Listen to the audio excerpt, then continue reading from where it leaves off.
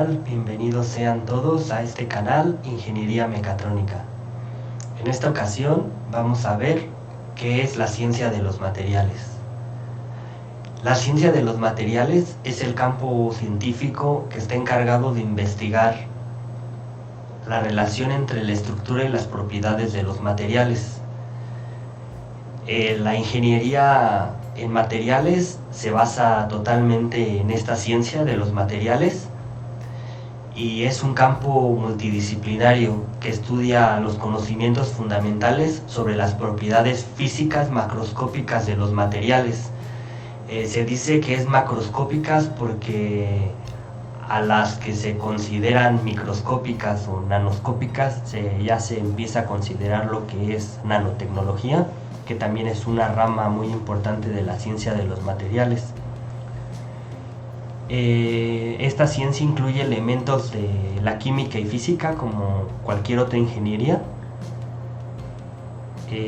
Realmente el estudio de los materiales es tan importante que ha marcado, para los prehistoriadores, ha marcado las épocas de toda nuestra historia. Tenemos la edad de piedra, la edad del cobre, la edad del bronce, la edad del hierro.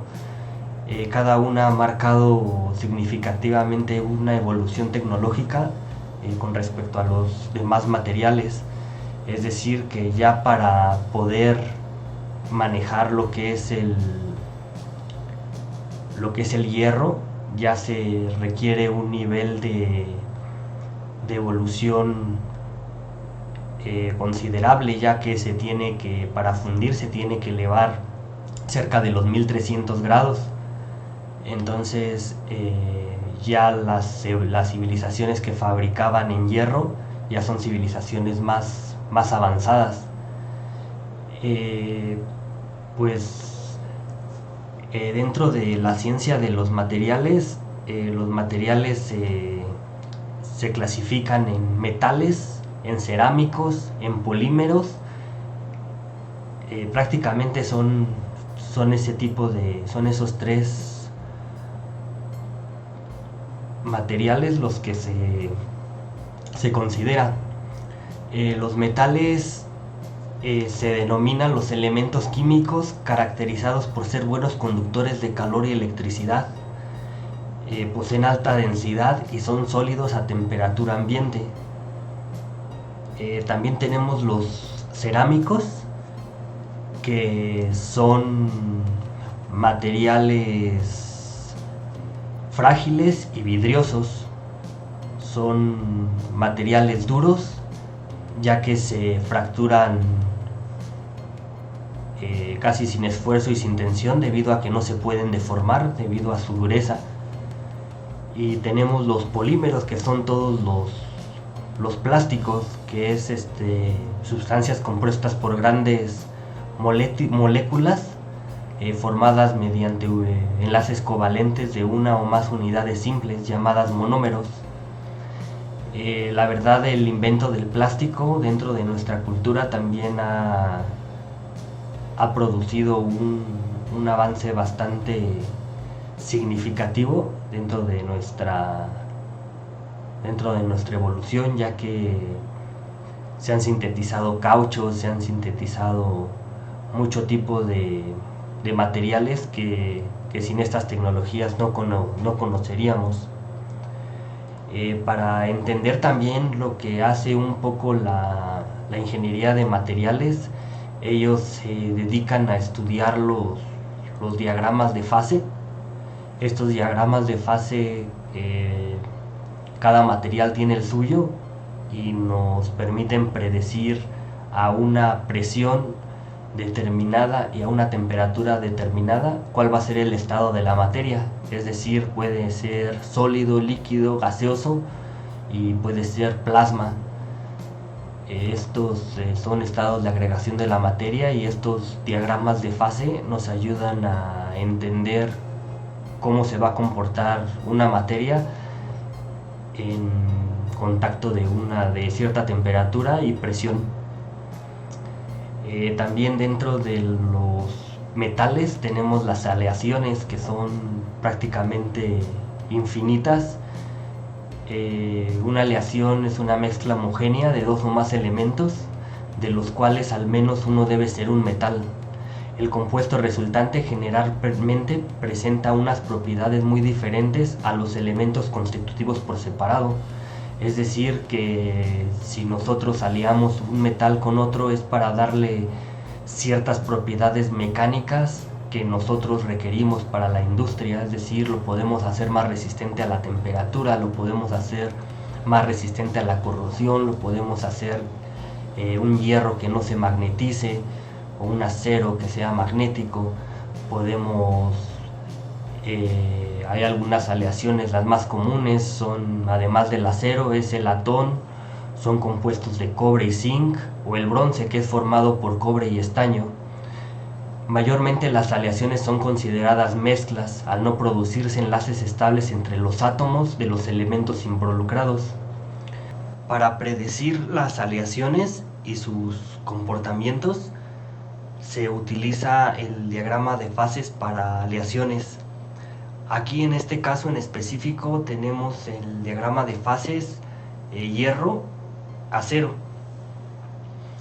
Este es conocido como hierro-carburo de hierro o hierro-acero.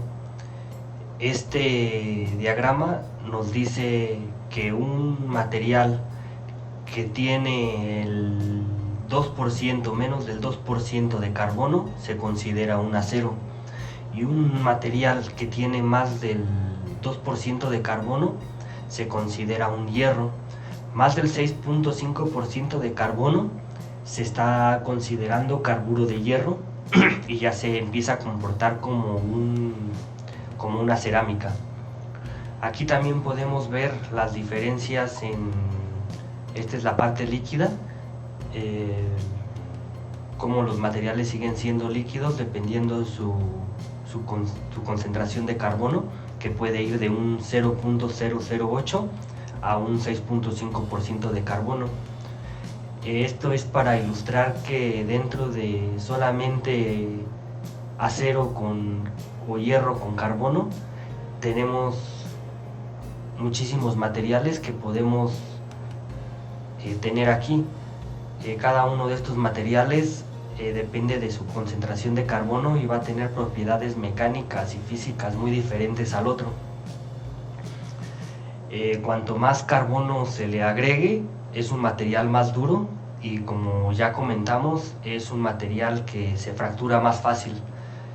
Es más resistente a la penetración, es más resistente a la corrosión y es más resistente a la deformación, pero es un material altamente fracturable. Cuando un porcentaje de carbono menor es uno más frágil, pero es mucho más difícil de fracturar. Es por eso que en la industria se ocupa más el acero que el hierro simple. Para obtener agregar carbono al hierro, lo que hacemos es calentarlo y luego se enfría a cierta temperatura y luego se enfría bruscamente, lo que se conoce como un tratamiento térmico. Así es como se le agrega más carbono al hierro y se le quita el carbono, se le quita con un horno Bessemer. Es decir, que con ese horno nosotros vamos a fundir el hierro y le vamos a inyectar oxígeno para que este carbono se líe con el oxígeno, produciendo dióxido de carbono. Y este dióxido de carbono va a salir en forma de gas y va a liberar al hierro de ese carbono.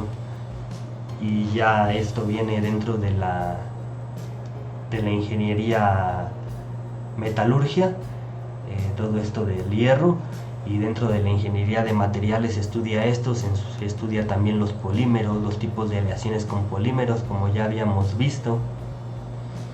Dentro de la electrónica se estudian también los materiales, ya que tenemos materiales superconductores, tenemos materiales conductores, tenemos materiales semiconductores, tenemos materiales dieléctricos. Todo este tipo de propiedades físicas nos interesa dentro de un material y muchas veces como ingenieros electrónicos o mecatrónicos debemos de consultar a los ingenieros en materiales, también los ingenieros dentro de la ingeniería mecánica. Cuando uno va a construir una estructura debe de saber el material que está utilizando para ver si estas estructuras resisten, van a resistir la vibración o diferentes fenómenos físicos a los que vaya a ser sometido este material. Pues por el momento sería todo. Espero les haya gustado el video. Denle like, apoyen el canal si les gustó y muchas gracias.